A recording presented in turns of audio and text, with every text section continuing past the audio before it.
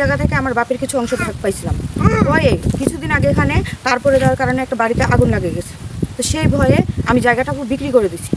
এখানে একটা বাড়ি করা যাচ্ছে না, একটু থাকা যাচ্ছে না, ছোট ছোট বাচ্চা আছে, আমার ভাইয়ের বাচ্চা আছে। তো এই রীতিমতো দেখতে পাবেন আপনারা আমার বাড়ির একদম, আমার বাবা যে বাড়িটা করছে বাড়ির একদম ছাদের উপরে ওখান দিয়ে তার গেছে। আমরা যে টিনটা যে একটু খাড়া করে দিব সেইটুকু আমরা পাচ্ছি না। সামনে একটা মামা হবে, সেই মামা বাড়িটা করছে, বাড়িটার এখনো ছাদ দিতে পারে নাই, টিনটা এমনি পাড়া করে দিয়ে রাখে দিচ্ছে। আমরা কিভাবে কি করব বলেন?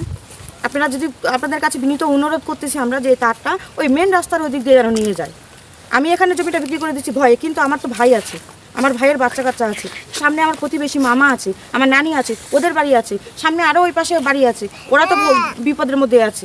তো আপনাদের কাছে দয়া করে বলছি যে আপনারা যেন এই রাস্তা। আমার বাড়ি ঠাকুরগাঁ জেলা হরিপুর থানা থানাপাড়া। আমার বাড়ির উপর দিয়ে মেন লাইনের কারেন্টের তার গেছে, যার জন্য আমরা খুব খারাপ অবস্থায় আছি, রিক্সের মধ্যে।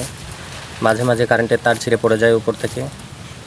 এখন বাড়ির উপর দিয়ে কারেন্টের তার যাওয়ার কারণে আমরা বাড়ি করতে পারতেছি না একদম। আমাদের এখন অবশ্যই চাচ্ছি আমরা এ তার যেন এখান থেকে সরায় নিয়ে সুবিধা মতো পাশ দিয়ে যে রাস্তা গেছে রাস্তার পাশ দিয়ে যেন নিয়ে যায়। সরকারের প্রতি এটাই আবেদন যেন আমাদের কাজটা দ্রুত করতে পারে। আমাদের বাড়ির উপর দিয়ে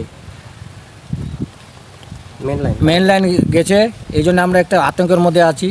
তারপরে লাইনের মধ্যে তারের মধ্যে কোনো কভার নাই।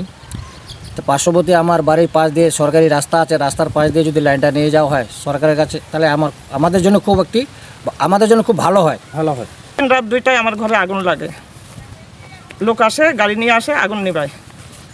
আমার একটা আবেদন যে আমার বাসার উপর দিয়ে মেন লাইন যায়, রাত 2টার দিকে আমার বাসায় আগুন লাগে কিছুদিন আগে।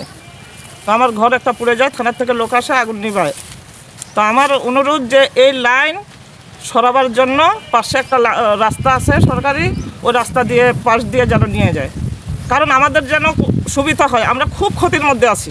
কিছুদিন আগে আবার একটা তার ছুটে পড়ে যাওয়ার পর যেমন খুঁটিগুলো নর্মাল, কখন জানি খুঁটিগুলো ভাঙে আমাদের ঘরের মধ্যে পড়ে, কখন জানি আমরা বিপদে পড়ে থাকি। আপনারা এটা অনুরোধ আপনাদের কাছে যে আপনারা পাশে আরেকটা সরকারি রাস্তা আছে, রাস্তার পাশ দিয়ে যেন এই লাইনটা নিয়ে যায়। আসসালামু আলাইকুম। এটা ঠাকুরগাঁ জেলার হরিপুর উপজেলা থানাপাড়া বলে এটাকে। এখানে আমরা একটু কয়েকটা ফ্যামিলি আমরা এখানে একটা ভোগান্তির মধ্যে আছি, একটু কষ্টের মধ্যে আছি যে আমাদের বাসার উপর দিয়ে, আমাদের জমির উপর দিয়ে একটা বিদ্যুৎ লাইন গেছে। এটা নিয়ে আমরা একটা আতঙ্কের মধ্যে আছি। আমাদের বাচ্চা কাচ্চা নিয়ে থাকি আমরা এখানে। তো এটা প্রায় সময় দেখা যায় যে ছিঁড়ে পড়ে যায়, বা অনেক সময় যে পাখি কবুতর এটা ওটা বসে শর্টসার্কিট এটা হয়, পড়ে যায়। তো আমরা খুব ভয়ে আছি।